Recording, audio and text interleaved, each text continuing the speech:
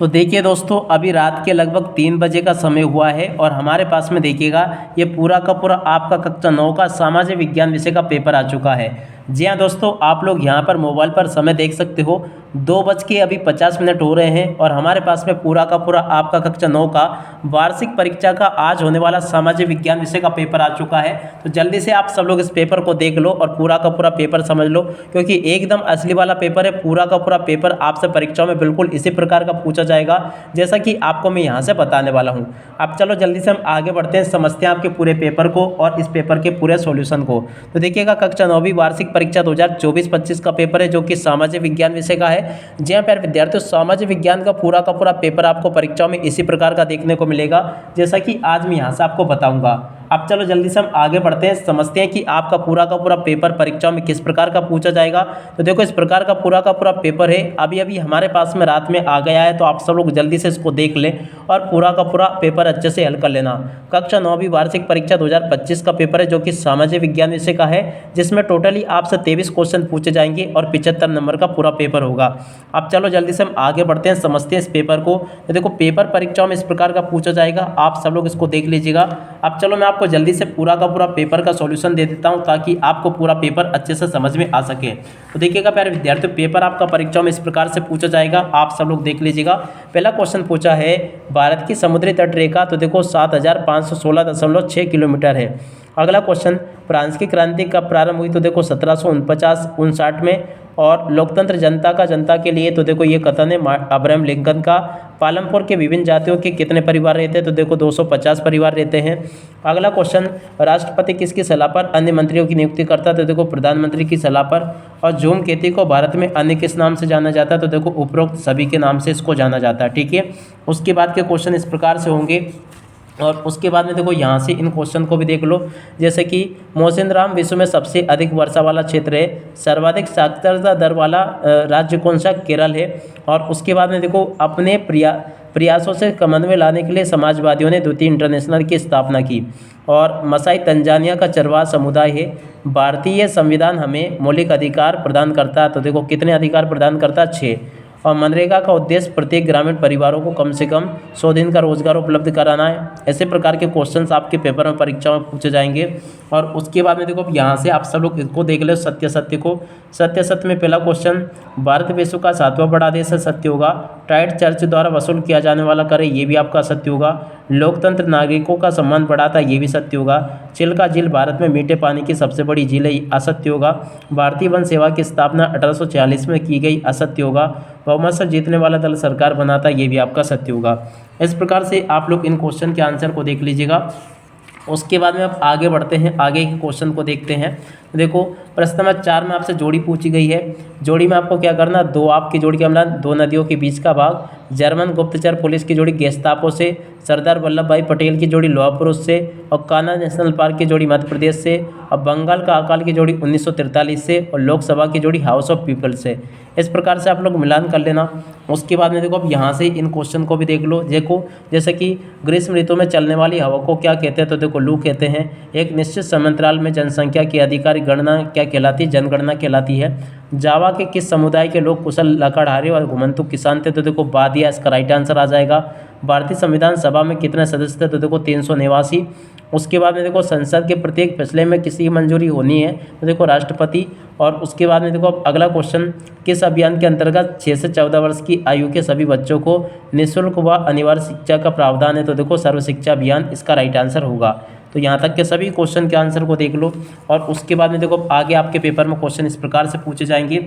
चलो मैं आपको एक एक क्वेश्चन के आंसर अच्छे से बता देता हूँ। तो देखिएगा प्यारे विद्यार्थियों, यहाँ पर जो क्वेश्चन दिया गया ना, प्रश्न नंबर 6 के उत्तर को यहाँ से नोट कर लीजिएगा। ये लिखा प्रश्न नंबर 6 का उत्तर, आप सब लोग इसको देख लें और पूरा का पूरा इसको समझ लें। ये देखिएगा प्यारे विद्यार्थियों, यहाँ पर मैं आपको बता दूँ तो देखिएगा, ये जो क्वेश्चन है ना, ये अलग था जो कि मैंने आपको बताया। चलो मैं आपको वो क्वेश्चन बताता हूँ जो कि आपके पेपर में पूछा जाएगा परीक्षाओं में। तो देखिएगा प्यारे विद्यार्थियों, इसके लिए यहाँ पर आपको देखिएगा क्वेश्चन क्या पूछा गया है, आप लोग इसको देख लीजिएगा।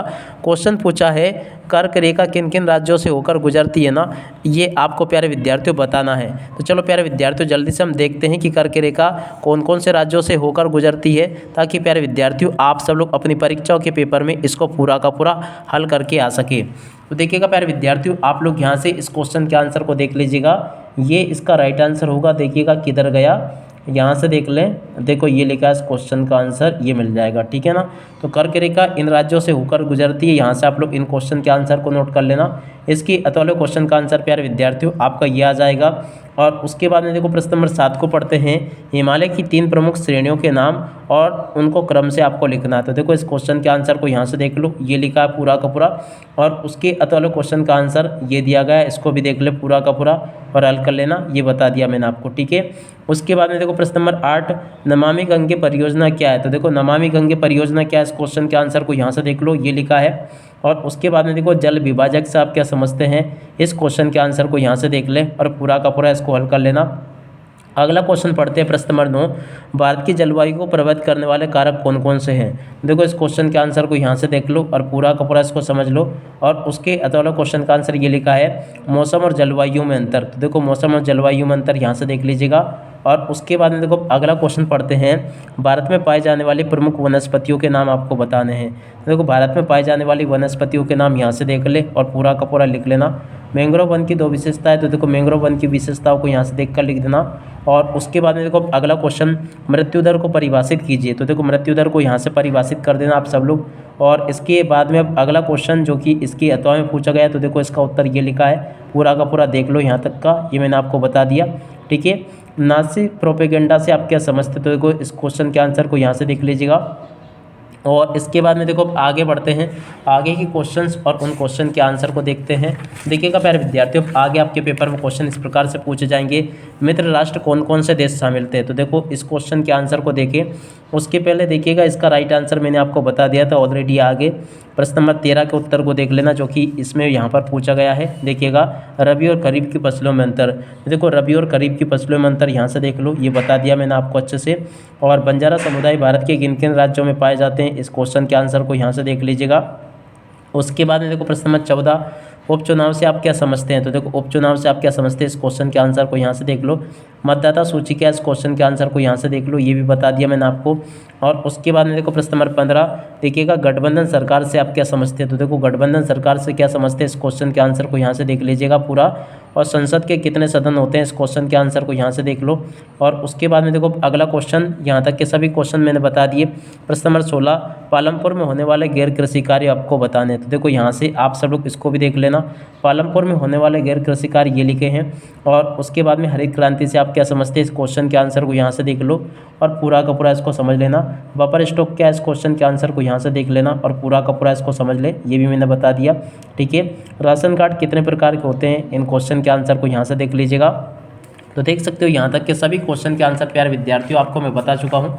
उसके बाद में देखो बफर स्टॉक क्या होता है, ये भी मैंने आपको बता दिया।